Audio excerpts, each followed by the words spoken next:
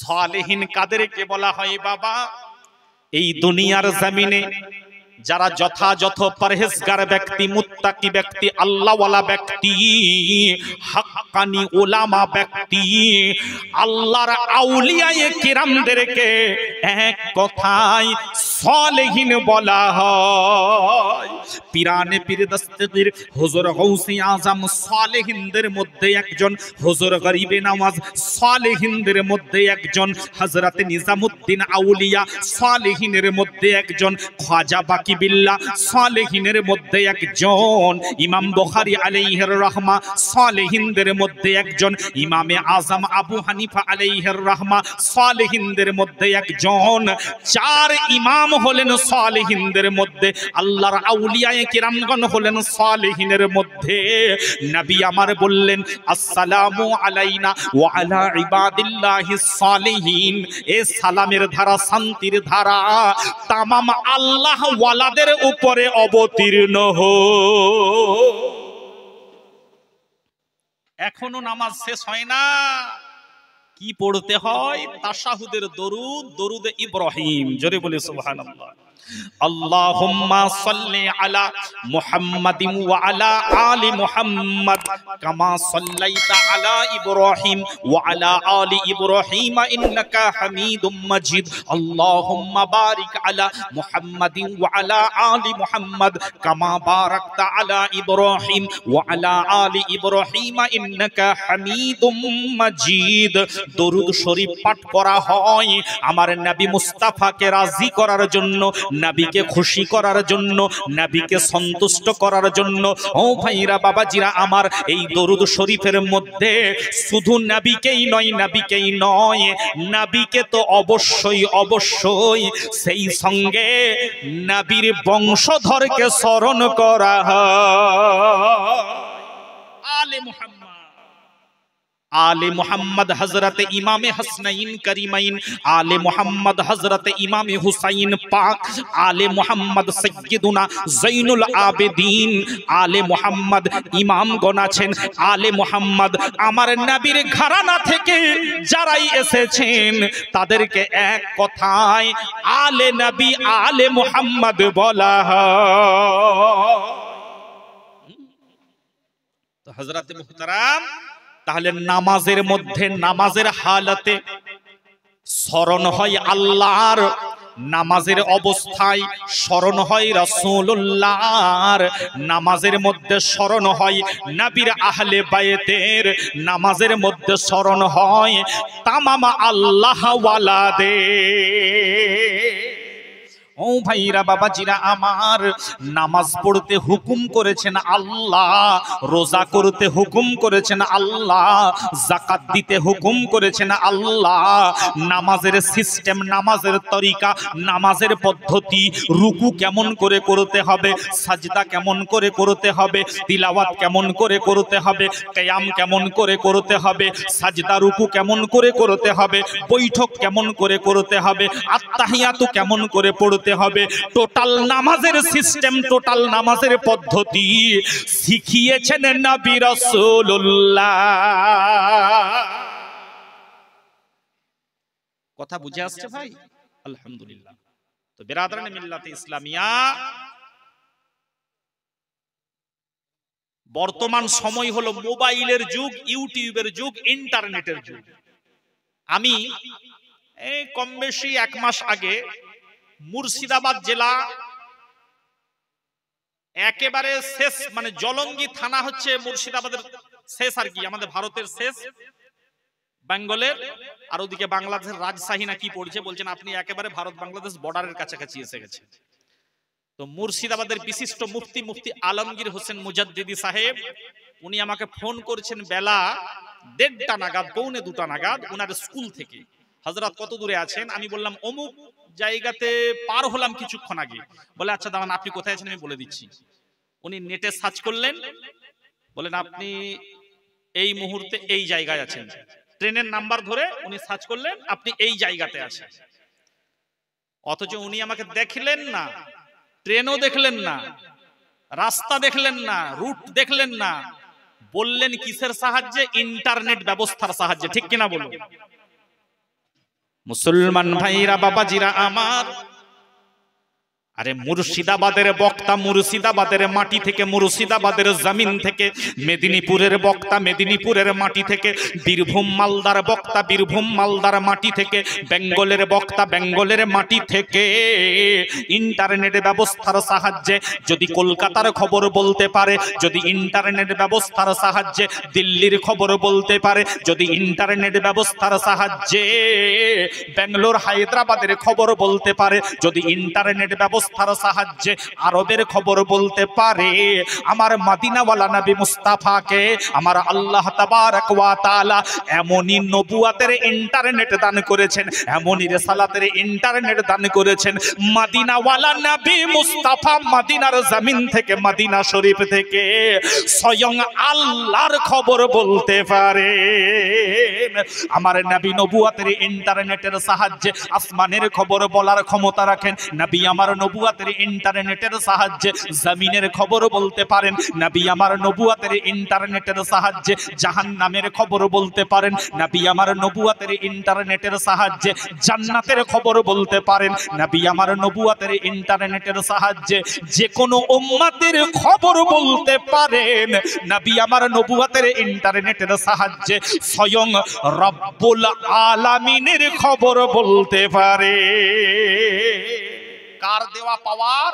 আল্লাহ পাকের দেওয়া পাওয়ার। আল্লাহ পাকের দেওয়া পাওয়ারে নবী আল্লাহর খবর বলতে পারে। একজন ব্যক্তি নাম হলো আমর ইবনুল আস, ইসলাম কবুল করেন নাই, নবীর দরবারে গিয়ে হাজির।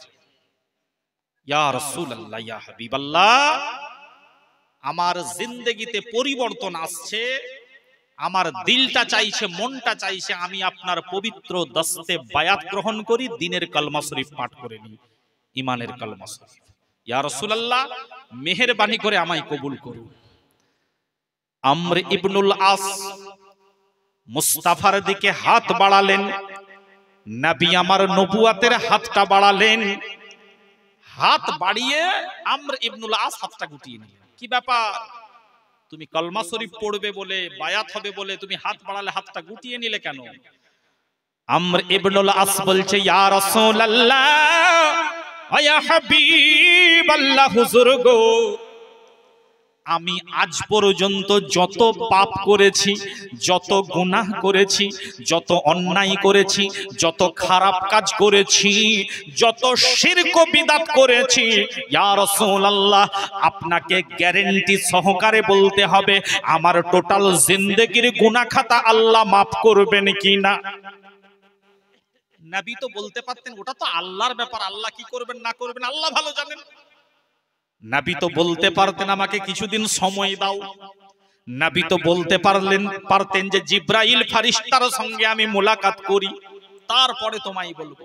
না না না, দয়ার নবী আমার হযরতে আমর ইবনুল আসকে বলছে, শোনো আমর ইবনুল আস, যারা রাসূলুল্লাহর দামানে, যারা হাবিবুল্লাহর হাতে, নূরের হাতে, নবুয়াতের হাতে, রিসালাতের হাতে বায়াত হয়ে যায়, তওবা পাঠ করে, দ্বীনের কলমা শরীফ পাঠ করে, নবী রাসূলদের হাতে যারা তওবা করে অবশ্যই অবশ্যই আমার আল্লাহ তাদের টোটাল জিন্দেগির গুনাহ খাতা মাফ করে দেয়।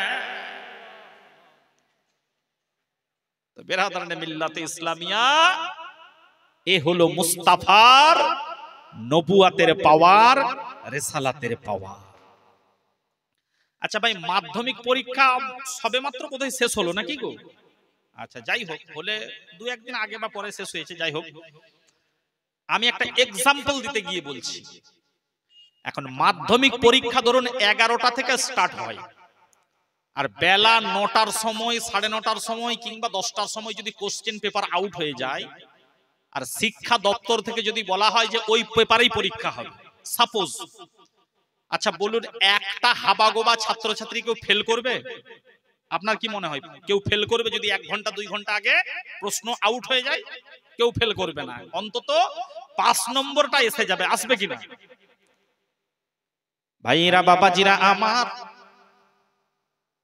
দয়ার নবী মুস্তাফা রহমতে আলাম কবর মঞ্জিলের প্রশ্নপত্রটা, কোশ্চেন পেপারটা 1 ঘন্টা 2 ঘন্টা আগে নয়, 1 দিন 2 দিন আগে নয়, 1 সপ্তাহ 2 সপ্তাহ আগে নয়, 1 বছর 2 বছর আগে নয়, নবী আমার কবরের প্রশ্নপত্রটা আজ থেকে প্রায় 1500 বছর আগে আউট করে দিয়েছে। কি গো, কবরের প্রশ্নপত্র আউট হয়ে গেছে কিনা? ভাইরা বাবাজিরা আমার, যদি 1500 বছর আগে কবরের প্রশ্নপত্র আউট হয়ে যায়, তাহলে কারোর তো আর ফেল করার কথা নয়। হ্যাঁ, 1 ঘন্টা 2 ঘন্টা আগে যদি প্রশ্ন আউট হয়ে যায়, তাতে পরীক্ষা হলে কেউ যদি ফেল না করে, তো 1500 বছর আগে প্রশ্ন আউট হয়ে গেলে আর কেউ ফেল করবে মনে হয়? কিন্তু ফেল তারাই করবে যারা দুনিয়ার জমিনে বলবে আরে নবীও মানুষ আমিও মানুষ, নবীর উপরে শুধু ওহী হতো, আমার সঙ্গে এইটুকু তফাৎ। আচ্ছা, এই ধারণাটা কি নবীর নবুয়াতের বিরুদ্ধে গেল কিনা বলুন? ভাইরা বাবাজিরা আমার, ফেল করার সম্ভাবনা তাদেরই বেশি যারা নবীর প্রতি ধারণা খারাপ রাখবে। আমি একজন বক্তার কিছুদিন আগে ওয়াজ শুনছিলাম, বলছে আল্লাহর নবী উনার আব্বা আম্মা সবাই জাহান্নামী, এটাই সঠিক। বলুন নাউযুবিল্লাহি মিন যালিক। আচ্ছা, আল্লাহর নবীর আব্বা আম্মাকে যদি কেউ জাহান্নামী বলে, একটা অমুসলিম ভাই বলবেন কিনা যে আপনাদের যিনি নবী তিনি যদি তিনার আব্বা আম্মার উপকার করতে না পারেন, আপনার উপকার করতে পারবেন? বলতেই পারেন। হযরতে মুহতারাম একজন ব্যক্তি বলছে, কিয়ামতের দিনে নবী মিজানের পাল্লার দিকে ফেল ফেল করে তাকাবেন। আস্তাগফিরুল্লাহ, কি ভাষা! বলছে মিজানের পাল্লার দিকে নবী ফেল ফেল করে তাকাবেন, আমার অবস্থা কি হয়? আসলে কি জানেন তো, এই মিথ্যা কথা, বানোয়াট কথা দিয়ে মানুষের কিছু মনোরঞ্জন করার জন্য বক্তারা সমাজে ফিতনা লাগাচ্ছে। আসলে উদ্দেশ্যটা অন্য। নামাজের বাহানায় আপনাকে গুমরাহির দিকে ঠেলে দেওয়া। ভাইরা বাবাজিরা আমার, এগুলো হলো ঈমানের জন্য খাতরা। এই সমস্ত কথাবার্তা কিয়ামতের কঠিন দিনে ময়দানে মাহশারে একজন আম মানুষের নেকি বদি ওজন করা হবে। দেখা যাবে ওই আম মানুষটার নেকির পাল্লা হালকা হয়ে গিয়েছে, গুনার পাল্লা ভারী হয়ে গিয়েছে।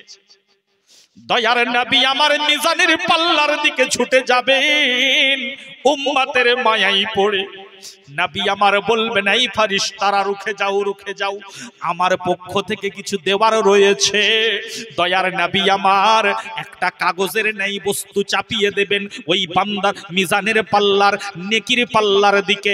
আমার নবী মুস্তাফা যখন কাগজের ন্যায় বস্তুটা চাপিয়ে দেবেন, আল্লাহ তাবারক ওয়া তাআলা নবীর সাদকায় ওই ব্যক্তির মিজানের পাল্লার নেকির দিকটাকে বড় ভারী করে দিবে, গুনার দিকটা হালকা হয়ে যাবে।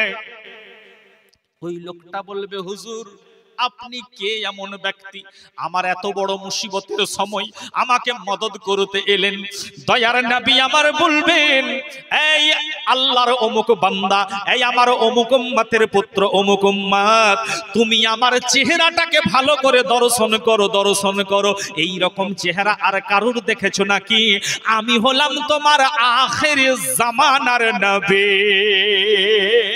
ইয়া রাসূলুল্লাহ, আমার ধন সম্পদ কাজে এলো না, টাকা পয়সা কাজে এলো না, বিবি বাচ্চা কাজে এলো না। ইয়া রাসূলুল্লাহ, আপনি কি এমন বস্তু চাপিয়ে দিলেন হুজুর যে আল্লাহ আমার নেকির পাল্লাটা ভারী করে দিলেন? দয়ার নবী আমার বলবেন, এই আল্লাহর অমুক বান্দা, এই আমার অমুক উম্মত, নামটা পর্যন্ত উল্লেখ করে নবী বলবেন, তুমি ভালো করে ইয়াদ করো, ওই মান্দারিয়া এলাকাতে একটা মাহফিল হয়েছিল, দ্বীনি মজলিস হয়েছিল, কোরআন হাদিসের মাহফিল হয়েছিল।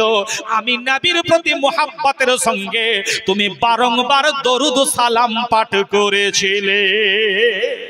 তুমি জুলুসে মুহাম্মাদিতে নবীর প্রতি দরুদ সালাম পাঠ করেছিলে, তুমি বাড়িতে নবীর প্রতি দরুদ সালাম পাঠ করেছিলে, তুমি ঈদগার ময়দানে নবীর প্রতি দরুদ সালাম পাঠ করেছিলে, তুমি আপনার জুম্মার রাত্রিতে নবীর প্রতি দরুদ সালাম পাঠ করতে, তুমি মসজিদে গিয়ে নবীর প্রতি দরুদ সালাম পাঠ করতে।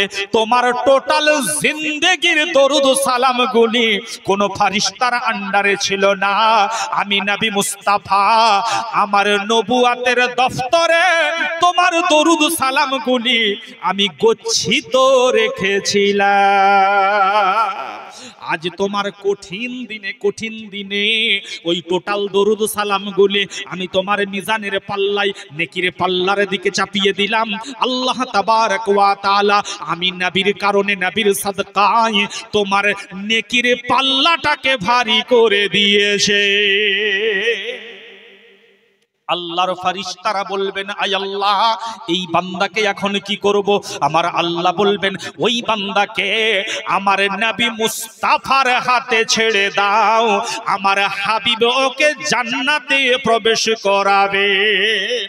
দয়ার নবী আমার বলবেন, যাও আল্লাহর বান্দা, আয় আমার অমুক উম্মতি, যাও যাও, তোমার জন্য আল্লাহর রহমতের জান্নাত অপেক্ষা করেছে, তুমি চলে যাও। ওই লোকটা বলবে, ইয়া রাসূলুল্লাহ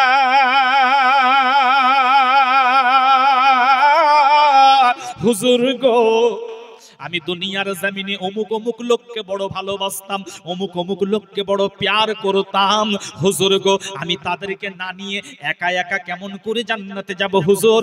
আল্লাহর ফারিস্তারা বলবেন, আয় আল্লাহ এই ব্যক্তি আবার বলছে অমুক অমুক লোককে ভালোবাসতাম, প্যার করতাম, তাদেরকে না নিয়ে জান্নাতে যেতে চাইছে না। আমার আল্লাহ বলবেন, আয় আমার ফারিস্তারা, যেহেতু ওই ব্যক্তি আমার হাবিবের ওসিলায় ওই জান্নাতি হয়েছে, আমি ওর সঙ্গে আরো 7 জনকে জান্নাতি বানিয়ে দিলাম, তারা হতে হবে ঈমানদার। বিরাদরানে মিল্লাতে ইসলামিয়া, একজন আম মানুষ, সাধারণ ঈমানদার, যার দোজখী হওয়ার কথা, আমার নবী মুস্তাফার কারণে, নবী মুস্তাফার শাফাআতে যদি 7 জনকে নিয়ে উনি ওই ব্যক্তি জান্নাতে যেতে পারে, ও ভাইরা বাবাজিরা আমার, হিন্দাল ওয়ালি হুজুর গরিবে নামাজের কারণে কতজন জান্নাতি হবে, হুজুর গৌসে আজমের কারণে কতজন জান্নাতি হবে, হযরতে উমারে ফারুকের কারণে, হযরতে বেলালের কারণে, হযরতে জুবাইরের কারণে, হযরতে তালহার কারণে, হযরতে আবু বকর সিদ্দিকের কারণে কতজন জান্নাতি হবে। আর এরা বলছে বাবা কারোর কোনো ক্ষমতা নেই, যা হবে সব আমলের দ্বারাই। আমি বলি কত আমল করেছেন সেই দিন দেখা যাবে, কত আমলের অহংকার সেই দিন দেখা যাবে। বিরাদরানে মিল্লাতে ইসলামিয়া, যে কথা বলছিলাম, যদি মাধ্যমিক বা উচ্চ মাধ্যমিকের পরীক্ষার প্রশ্নপত্র 1 ঘন্টা 1.5 ঘন্টা 2 ঘন্টা আগে আউট হয়ে যায়, ওই প্রশ্নপত্রে পরীক্ষা হলে আর কেউ ফেল করবে না, কিন্তু কবর মঞ্জিলের প্রশ্নপত্র 1500 বছর আগে আউট হয়ে গিয়েছে, তো ফেল তো কারুর করার কথা নয়। ফেল তারাই করবে যারা ইয়াজিদের পক্ষে কথা বলবে। বাংলাদেশের এক বক্তা বলছে ইয়াজিদ রহমাতুল্লাহ আলাইহি, আস্তাগফিরুল্লাহ। আমি বলি এই ইয়াজিদের নামে রহমাতুল্লাহ আলাইহি পড়ছে, আপনারা কবে না আবু জাহাল আবু লাহাবের নামেও পড়ে দেয়, খুব সাবধান। বলছে ইয়াজিদ সারাদিনে 100 রাকাত শুধু নফল নামাজ পড়তো, মানে ইয়াজিদকে আল্লাহর মকবুল বান্দা, নেককার বান্দা প্রমাণ করার জন্য কেমন আদা জল খেয়ে লেগেছে। আসলে ব্যাপারটা কি জানেন তো, যদি সমস্ত কোরআন শরীফকে সমুদ্রের পানিতে রেখে দেওয়া হয়, আর অন্যান্য ধর্মগ্রন্থকেও যদি সমুদ্রের পানিতে রেখে দেওয়া হয়, কোন ধর্মগ্রন্থ আর হুবহু লেখা সম্ভব নয়, একমাত্র আল কোরআনুম মাজিদ ছাড়া। জোরে বলি সুবহানাল্লাহ। কেন? পৃথিবীর জমিনে 1 জন হাফিজ নাই, পৃথিবীর জমিনে 2 জন হাফিজ নয়, পৃথিবীর জমিনে 10 জন 20 জন হাফিজ নয়, পৃথিবীর জমিনে, আল্লাহর জমিনে লক্ষ লক্ষ হাফিজে কুরআন মওজুদ আছে।